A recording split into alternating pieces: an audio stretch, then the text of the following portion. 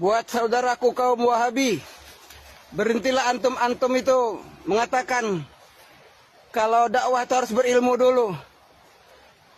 Kaum Wahabi tahu nggak arti dakwah? Ustadz-ustadz yang sudah bergelar LC itu, arti dakwah itu tahu nggak? Dakwah itu artinya mengajak. Siapa saja bisa mengajak. Pak, ayo kita ke masjid, itu sudah dakwah. Pak, ayo kita taklim, itu sudah dakwah. Ayo kawan-kawan, tobatlah, yuk kita kembali kepada Allah, itu sudah dakwah.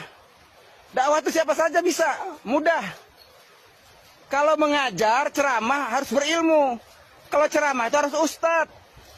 Kalau ngajar itu harus guru, harus berilmu. Tidak semua orang bisa. Jadi berhentilah kalian Wahabi itu ya. Mengatakan dakwah itu harus berilmu dulu. Pahami arti dakwah itu mengajak. Anak kecil juga bisa ngajak ya, ingat ya. Yuk Pak, sudah azan ke masjid, itu dakwah namanya ya. Orang yang berdakwah tanpa ilmu ini menyesatkan lebih banyak daripada mengajak manusia kepada kebenaran. Syaratnya dakwah itu apa? Ilmu. Dalilnya. Dalil. Allah sebutkan dalam surah Yusuf, surah 12 ayat 108. Bahwa dakwah harus dengan ilmu. Dalam surah Yusuf ayat 108 Allah berfirman, "Qul hadhihi sabili ad'u ila Allah ala basiratin ana wa man ittaba'ani wa subhanallahi wa ma ana minal musyrikin." Qul hadhihi sabili, katakan ini jalanku. Ini caraku, ini manhajku. Ad'u ila Allah, aku mengajak manusia ke jalan Allah.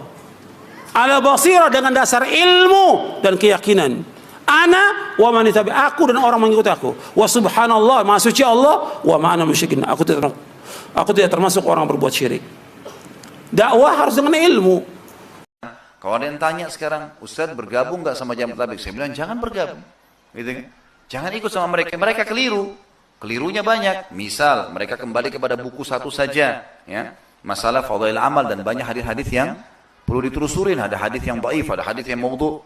Kemudian mengharuskan khuruj itu keluar, seakan-akan orang kalau tidak lakukan itu adalah perbuatan yang masih kurang dalam agamanya. Ini juga perlu diperbaikin.